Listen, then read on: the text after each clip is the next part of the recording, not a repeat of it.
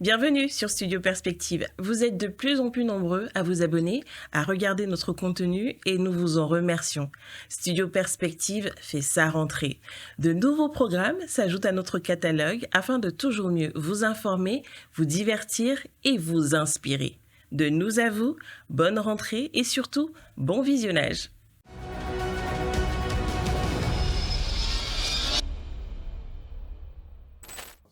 26 minutes pour convaincre ». Aujourd'hui, nous recevons sur le plateau du Studio Perspective Monsieur Yeno Tchango, qui nous vient du 5e arrondissement de Libreville.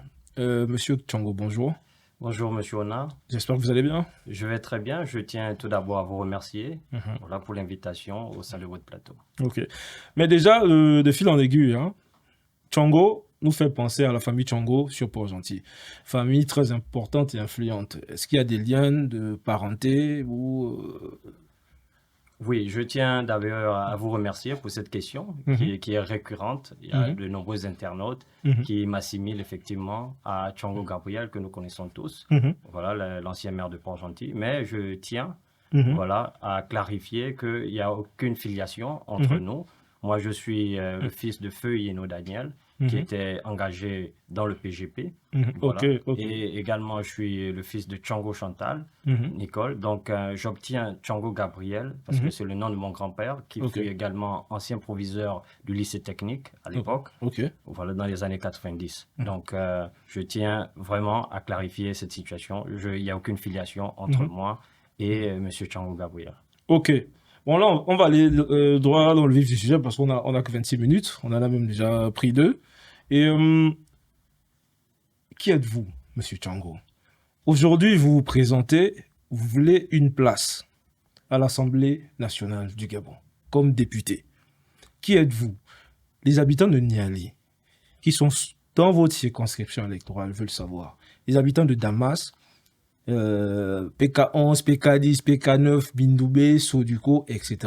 Qui êtes-vous, Monsieur Tchango? Et pourquoi vous lancez dès aujourd'hui, sachant que vous n'êtes pas inscrit sur j'ai envie de dire, l'acte de naissance habituel des politiciens de notre pays.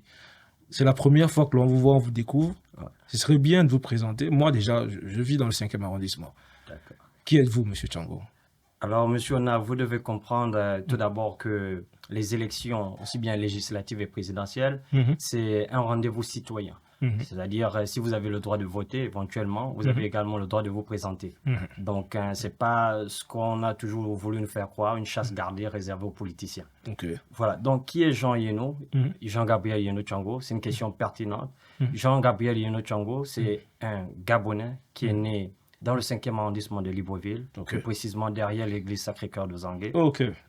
C'est un jeune Gabonais qui a fait toutes ses études primaires à l'école des Colibris. Vous connaissez d'ailleurs monsieur, je fais un clin d'œil au passage à monsieur Ivanga et son épouse, voilà, qui ont œuvré à mon éducation.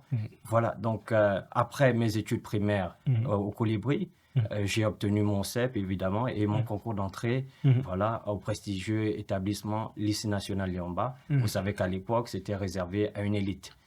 Voilà. Donc, j'ai eu le privilège d'avoir ce concours et d'accéder à cette prestigieuse école, ce prestigieux établissement, où j'ai d'ailleurs également fait la 6e en terminale.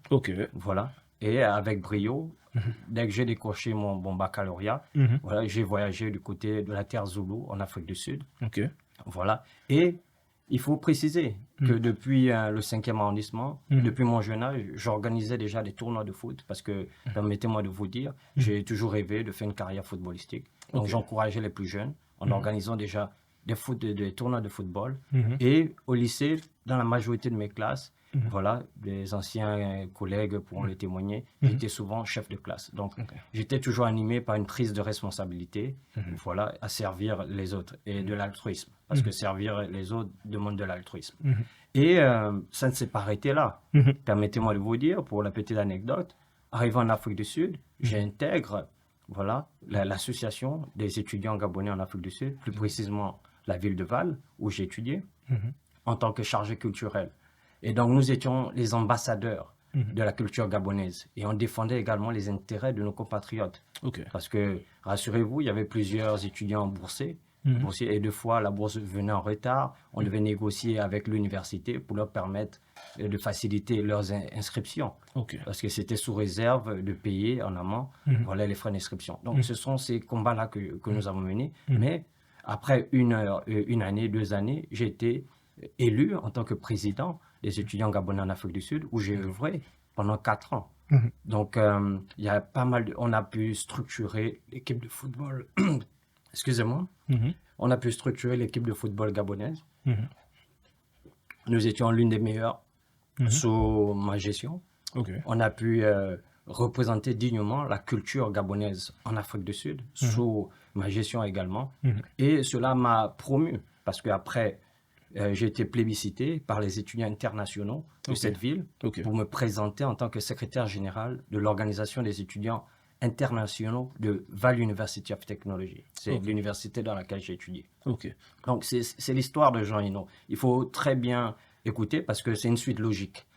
Donc, j'ai été secrétaire général de l'organisation des étudiants internationaux de Val University of Technology. Donc, il ne s'agissait plus de défendre les intérêts que des Gabonais. Il s'agissait de défendre les intérêts des Syriens, des Français. Il y avait toutes les nationalités. Donc, voilà, je fais un clin d'œil ici à la communauté camerounaise, congolaise qui m'ont soutenu dans ce mandat-là. Mais malheureusement, en 2015, Jean Hinault a dû rentrer au Gabon parce que j'ai perdu mon père, voilà, qui était un pilier de la famille. Voilà, donc, j'ai dû rentrer pour les funérailles et j'ai dû faire un choix capital, soit de rester ou bien de repartir, parce que, permettez-moi de vous dire, j'étais déjà installé en Afrique du Sud, je travaillais, je donnais des cours à l'université, je faisais des affaires également. Donc, j'ai fait ce choix plus ou moins audacieux de tout claquer en Afrique du Sud et de rester. Voilà, donc une fois rentré en Afrique du Sud, après l'enterrement de mon père, j'ai fondé l'association des jeunes actifs de Cité Damas, qui est aujourd'hui l'association des jeunes actifs du 5e arrondissement, dont l'objectif visait à promouvoir un élan de solidarité. Voilà, donc aujourd'hui, permettez-moi de vous dire, je peux en citer plusieurs noms, mais pas mesure de confidentialité. Paix à ses âmes, à travers ma gestion de cette association, on a pu venir en aide à plus de 10-20 familles qui ont perdu, qui sont décédées. Parce que, comme je l'ai dit, c'était de promouvoir un élan de solidarité. Et sous mon impulsion, j'avais la responsabilité de lever des fonds auprès des différentes familles. Lorsqu'il y a un décès, on accompagnait souvent lorsque quelqu'un est malade. Et on le fait encore jusqu'aujourd'hui, 10 ans après. Donc, c'est vraiment avec beaucoup de satisfaction que je peux le dire. Et à un moment donné, j'ai voulu emmener mon engagement un peu plus haut. J'ai intégré la société civile, à savoir le couple citoyen, dont j'en suis le responsable. D'ailleurs, je ne suis pas venu les mains vides. Je vais vous apporter un livre que j'ai écrit, Entrepreneurs au Gabon. C'est votre cadeau. Merci. Donc, je vous l'offre. Donc, aujourd'hui, à la société civile. Voilà. Et même, excusez-moi. Et même bien avant la société civile, permettez-moi de vous dire, c'est également une phase importante. Jean Hinault se convertit au christianisme en 2017. Je donne ma vie à Christ et par la suite, je poursuis une licence en théologie. Je tiens à préciser que je rentre d'Afrique du Sud avec un master en comptabilité analytique. Voilà, diplômé de Val University of Technology, l'université technologique de Val. Voilà, donc en 2017, je donne ma vie à Christ et je poursuis en même temps une licence en théologie pour rechercher davantage. Voilà, qui sait. Donc, après, mais cela m'a permis également, après des années de service, d'être responsable jeunesse dans mon église locale, où j'ai formé et j'ai encadré des jeunes, aussi bien spirituellement, mais également au niveau de l'âme et du corps. J'entends quoi par là? J'organisais des sorties à l'Arboretum, et des séances de fitness et autres, parce que voilà, vous devez savoir que l'homme, il est tripartite. Donc, c'est important de le souligner. Donc, ensuite, revenant à mon engagement citoyen au niveau de la société civile, sous ma gestion, parce que c'est de 2023 à 2025, voilà. Et avant, je tiens à préciser, j'étais candidat aux élections législatives de 2023 également, dans le 5e arrondissement. Mais vous vous souvenez, avec le bulletin unique, nous avons dû surseoir notre candidature pour pouvoir soutenir le professeur Albert Andossa. Donc, c'est ce qui avait été fait. On avait mis notre candidature de côté pour pouvoir permettent aux professeurs, effectivement, de gagner. En gros, ce n'est pas votre premier essai, on va dire. Exactement. Il y a une petite expérience, il faut le dire. Donc, voilà, rapidement, à la société civile, sous ma gestion, j'impulse, une fois d'entrée, plusieurs programmes, à savoir le programme, nous avons mobilisé 10 experts à Gré-CEMAC qui ont donné des formations gratuitement à la jeunesse gabonaise. Vous pouvez les retrouver en ligne sur la page Copie Citoyen Gabon. Pendant 1 mois et demi, nous avons coaché, encadré de nombreux jeunes Gabonais. Sous mon leadership également, aujourd'hui, je peux dire en toute humilité, j'ai mis une émission qui s'appelle « À la rencontre de l'entrepreneur gabonais ». Nous avons enregistré plus de 20 épisodes. Vous pouvez également les retrouver sur notre page Copie Citoyen Gabon. Où j'ai eu le privilège d'aller en plein pied à la rencontre de ces artisans, de ces commerçants gabonais, savoir comment leur structure se passe et également écouter leurs problèmes. Donc, sous mon leadership, enfin, nous avons également mis en place un programme qui s'appelle Investment Citizen Fund. C'est-à-dire, en français, c'est un plan d'accompagnement, un fonds d'accompagnement, où on a accompagné plus de 30 jeunes. Sur le plan financier? Sur le plan financier, en appui, pour lancer leurs activités. Bon, non, en fait, à Studio Perspective, on a un problème avec les chiffres. Lorsque vous parlez d'accompagnement financier, c'est vous-même qui financez ou vous trouvez des bailleurs de fonds? C'est nous-mêmes, parce que vous devez comprendre que l'Occupé Citoyen, c'est une ONG et qui a plusieurs membres aujourd'hui. Parce qu'on parle de plus de 500 membres et on vit avec des cotisations. Au lieu de garder ces cotisations latentes, on a jugé judicieux à faire des prêts à taux zéro, des appuis, des accompagnements à plus de 30 jeunes. Aujourd'hui, j'ai la base de données, je peux vous les dire. Aujourd'hui, plusieurs vendent au marché. Ça a permis de relancer leurs activités et donc on ne peut que s'en réjouir. C'est là également, c'est qui est Jean-Gabriel Liénou. Donc, enfin, c'est comme je vous ai dit, à part ce programme, aujourd'hui, je vous ai présenté un livre que j'ai écrit, Entreprendre au Gabon, qui regorge plus de 100 idées de business à lancer au Gabon avec des études de faisabilité, qui regorge plus de 10 modules de formation donnés par des experts, qui regorge également des propositions de loi afin d'améliorer l'écosystème entrepreneurial au Gabon. Donc, vous pouvez voir que c'est une suite logique d'engagement. Je ne m'improvise pas. J'ai commencé en bas de l'échelle. Aujourd'hui, je dis oui. Et permettez-moi de vous dire, je suis également délégué de personnel dans l'entreprise dans laquelle j'étudie. Bon, justement, c'est un très beau raccourci. Voilà. Et à chaque fois, je me pose la question de savoir pourquoi vous embarquez en politique, sachant que vous travaillez au privé, vous avez un boulot stable, etc., etc. Même si on parle de mise à disposition qui donne la possibilité de quitter l'entreprise, aller en griffe, se donner corps et âme pour le pays. Pourquoi? C'est une très bonne question. Permettez-moi de vous dire, quand je rentre en 2015, je suis désagréablement surpris de constater que les populations du 5e arrondissement, en particulier, le Gabon en général, la capitale, n'ont pas d'eau en permanence dans les pompes. Je vous assure, ça m'a écœuré de voir nos maires se lever à 3 heures du matin, 2 jours sur 7, pour pouvoir obtenir de l'eau. Permettez-moi de vous dire, monsieur Ona, j'ai parcouru tous les marchés de la capitale. J'ai fait tous les marchés. Tout ce que je vous dis, c'est vérifiable. Vous pouvez voir sur ma page Facebook et également sur la page de Copie Citoyen. Mais laissez-moi vous dire, aujourd'hui, le commerçant, il est livré à lui-même. J'ai lancé, il y a cela plus de 2 mois, une tournée avec la thématique la protection sociale des commerçants, une priorité. J'ai fait un échantillon de plus de 398 commerçants, précisément. J'ai demandé une audience à la directrice de l'immatriculation de la CNSS pour pouvoir immatriculer ces commerçants. Ils m'ont laissé savoir qu'il n'y a aucune disposition légale qui permet de le faire aujourd'hui. Mais Attends, j'ai pas compris. Il n'y a aucune disposition légale qui le permet. Il n'y a aucune loi qui permet d'immatriculer un travailleur indépendant, ce qui n'est pas vrai.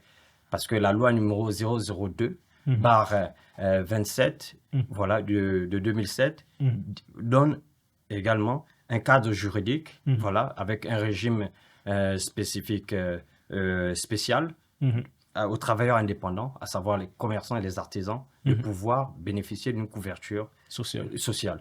Donc aujourd'hui, la question, c'est l'un des combats que je mène. Et c'est l'une des raisons pour laquelle je veux je souhaiterais aller à l'Assemblée pour pouvoir défendre, voilà, cette cause-là. Parce que pour moi, aujourd'hui, un commerçant, au même titre qu'un salarié, doit pouvoir bénéficier d'une indemnité en cas d'accident de travail. Pour moi, un commerçant, un artisan, un travailleur indépendant, au même titre qu'un salarié, doit pouvoir bénéficier des IGM. Les femmes doivent pouvoir, on est dans un pays sous-peuplé, on doit pouvoir permettre aux femmes de pouvoir accoucher sans pouvoir se soucier de comment elles vont vivre après les 3 mois d'accouchement. On doit également pouvoir donner cette opportunité aux commerçants. Ce ne sont pas des robots. Et de pouvoir bénéficier d'une pension retraite. Donc, ce sont les combats que je mène au quotidien. Et aujourd'hui, je dis, je suis limité parce que j'ai adressé des courriers en tant que citoyen. Et j'ai besoin aujourd'hui d'être à l'Assemblée pour pouvoir défendre. Je vous ai dit, il y a une loi qui est là. Mais pour qu'une loi soit appliquée, il faut un décret, il faut des arrêtés. Et je compte, une fois à l'Assemblée, pouvoir défendre ces causes-là. La cause de l'accessibilité à l'eau potable, qui est un droit garanti par la Constitution, mais non, et voilà, et c'est consacré par la Constitution, mais non garanti. Parce qu'aujourd'hui, on n'a pas d'eau dans les... Mais pourtant, c'est un droit constitutionnel. Deuxièmement, la protection sociale des commerçants, l'employabilité des jeunes, et par ailleurs, je peux en citer d'autres. Maintenant, moi j'ai 2 questions. Je vais revenir à ma question. Vous travaillez aujourd'hui au privé, vous êtes cadre dans une société privée. Pourquoi vous lancez en politique, sachant que vous avez cette position-là? Et maintenant, ma deuxième question, j'ai clairement identifié vos priorités, en gros, mais aujourd'hui, moi je parle pour moi, hein, je parle également pour de nombreux Gabonais, pardon. Finalement, c'est quoi le rôle du député? Parce que déjà, nous, de ce qu'on a toujours eu, le député, on ne le voit jamais. On le voit à 2 moments. Même pas à 2, un seul moment. Les élections. Dès que les élections sont passées, il disparaît. C'est plus tard, 5 ans plus tard ou 7 ans plus tard, je ne connais même pas la durée de son mandat, l'on se rend compte que, effectivement, c'était lui notre député. C'est quoi un député? Qu'est-ce qu'il est capable de faire? Qu'est-ce qu'il est capable de porter? Et qu'est-ce que les populations du 5e arrondissement peuvent attendre de vous? Ils ont besoin de savoir exactement ce que vous faites comme job une fois élu député. C'est quoi un député? Et c'est quoi votre job? Est-ce qu'en vous accordant leur voix, vous allez changer ou participer au changement de leurs conditions de vie? Et peut-être même de travail. Je vous remercie une fois de plus pour cette question, parce que voilà, je fais du terrain et la question redondante des populations, c'est OK, est-ce que tu peux nous trouver de l'emploi? Est-ce que vous pouvez faire ceci, cela, des dons? Je tiens à réitérer ici, voilà, que le rôle du député, c'est pas de faire des dons ou non, quoi que ce soit d'autre. Le rôle du député, c'est de légiférer. Ça veut dire quoi? Amender les lois, examiner et faire voter les lois. 2, le rôle du député, c'est également de contrôler l'action du gouvernement. Dans le cadre de mes activités, notamment, au Coupé citoyen, permettez-moi de vous dire, avec le projet TaxiGab, je vais demander une audience au DG du PNPE qui avait la responsabilité de pouvoir sélectionner et attribuer les taxis. Et permettez-moi de vous dire, je peux vous le dire ici, sans l'ombre d'un doute, que le processus de transparence a été respecté. Parce que nous avons rencontré les autorités qui étaient en place. Voilà, ils nous ont montré, preuve à l'appui, comment la procédure s'est déroulée. Donc, c'est l'un des exemples de contrôle de l'action publique. Parce qu'on va dans ce sens, parce qu'on se dit c'est l'argent du contribuable. On parle de milliards de fonds qui ont été injectés pour le projet TaxiGab. Donc, la Constitution nous dit nous avons le devoir de défendre le patrimoine de l'État. C'est sur cette base-là que nous nous demandons des comptes à ces dirigeants. Par ailleurs, le rôle du député également, c'est de consentir l'impôt. Voilà, vous avez la loi des finances qui sort. La loi des finances, c'est ce qui regroupe les recettes, mais également les postes de dépenses. Voilà, donc, c'est également le rôle du député de voter la loi de finances qui est soumise, mais également s'assurer la bonne exécution. Voilà. Donc, quatrièmement, vous devez comprendre que le député, il représente le peuple. Moi, aujourd'hui, en tant que candidat aux élections législatives au 5e arrondissement, premier siège, mais je représente le peuple de plein ciel. Je représente la population de Cité Damas, de Midoubé, voilà. Donc, c'est clair que tout le Gabon connaît plus ou moins les mêmes réalités. La non-accessibilité à l'eau potable, le chômage des jeunes. On peut en citer nombreux, le problème en termes de santé. Donc, les problèmes sont plus ou moins similaires. Mais moi j'ai quand même une question, excusez-moi de vous couper. Je vois par exemple au 6e arrondissement, il y a un dispensaire. Il y a pas mal, il y a pas mal de choses dans d'autres arrondissements. En Zayon, il y a la caserne des pompiers. Au 5e arrondissement, on n'en a pas. Est-ce qu'on a, nous n'avons pas même un hôpital public au niveau des 5e arrondissement, nous n'en avons pas. Est-ce que vous, à travers votre position, moi je parle, là, je ne connais pas, est-ce que vous, à travers votre position, vous pouvez influer sur la construction de ce type d'édifice public? Très bien, vous devez comprendre qu'il y a une loi sur la décentralisation. Okay. La loi sur la décentralisation prévoit une autonomie voilà, de chaque circonscription. Voilà. Donc, c'est sur cette loi-là que nous pouvons nous appuyer éventuellement pour pouvoir demander clairement qu'il y ait des dispensaires. Par exemple, au 5e arrondissement, on n'a presque pas de plateau sportif à part celui d'Akaye. Ouais. Ce n'est pas suffisant pour tout un grand arrondissement. Il faut quitter le Damas jusqu'à Akaye. Exactement. Ouais. Donc, c'est l'une de nos requêtes majeures. Parce qu'il faut garder cette jeunesse-là active. Aujourd'hui, on fustige la délinquance, mais qu'est-ce qu'on fait? Quel est le plan d'accompagnement pour pouvoir garder cette jeunesse qui est active, plein d'espoir, qui est l'espoir, le futur de demain. Donc, c'est un exemple parmi tant d'autres. Et parlant de santé, voilà, permettez-moi rapidement de vous partager une anecdote. Aujourd'hui, il y a également une loi que je souhaiterais défendre à l'Assemblée, c'est celle de l'accès gratuit, voilà, aux soins primaires. C'est clair qu'il y a déjà une loi existante, mais nous devons travailler afin qu'elle soit mise en œuvre, en application. Okay. Mais également, au-delà de ça, ajouter une rapidité de prise en charge. Je pense, il y a quelques mois de cela, vous êtes au courant qu'il y a eu un événement qui a même créé l'émoi sur la toile, notamment l'enfant qui est décédé au niveau de Minzik, parce qu'il y a eu une lenteur dans la prise en charge, et également, au dire de certains, il n'avait pas été reçu parce que la mère manquait de finances. C'est un dossier parmi tant d'autres que j'ai pris en main personnellement. J'écris à l'UNICEF, j'écris au ministère de la Santé, j'écris au ministère de la Justice. Et voilà, aujourd'hui, ce sont des faits que nos compatriotes vivent. Et c'est notre devoir en tant que citoyen d'abord de pouvoir agir. Et en étant député, je serai même à mieux défendre ces causes-là. Parce qu'aujourd'hui, nous devons renforcer cette loi. Aujourd'hui, on a mis certains corps pour pouvoir parfaire plus ou moins l'accueil. C'est une bonne avancée, mais nous pouvons mieux faire que cela. Parce que, permettez-moi de vous dire que le Gabon a signé des traités avec la Charte africaine des droits de l'homme, voilà, qui dit clairement que tout citoyen a le droit de recevoir des soins au préalable, même avant de pouvoir faire un quelconque paiement. On a envie de dire que ça, c'est dans les films. Au Gabon, ce n'est pas, exactement. Ce n'est pas le cas. Mais donc, c'est notre responsabilité de nous rassurer de la mise en œuvre, de l'applicabilité de cette loi-là. Parce qu'il y a une loi qui existe, mais elle n'est juste pas mise en œuvre. La journée le 30 août, journée de libération, me fait sûrement me faire ressortir les ailes au niveau du dos, que je me dis aujourd'hui, le 1er janvier 2026, vous êtes député du 5e arrondissement. Qu'est-ce qui vous dit aujourd'hui que votre bureau sera fermé, que si moi, Olivier, ou Patrice, ou Joël, ou Olivia, ou Clovis, etc., a X soucis du côté de Ozangue, de plein ciel, etc., qu'est-ce que nous dit aujourd'hui que votre porte restera ouverte? Parce qu'aujourd'hui, pas aujourd'hui, on a constaté dans l'histoire politique du Gabon, c'est que la politique sert plus la personne en face de nous que les véritables bénéficiaires de cette politique-là. Qu'est-ce que vous dit aujourd'hui que vous n'allez pas changer? Même si on voit que tout le long de votre parcours, vous avez ce penchant-là pour les autres. Mais qu'est-ce que vous dit demain que cela changera?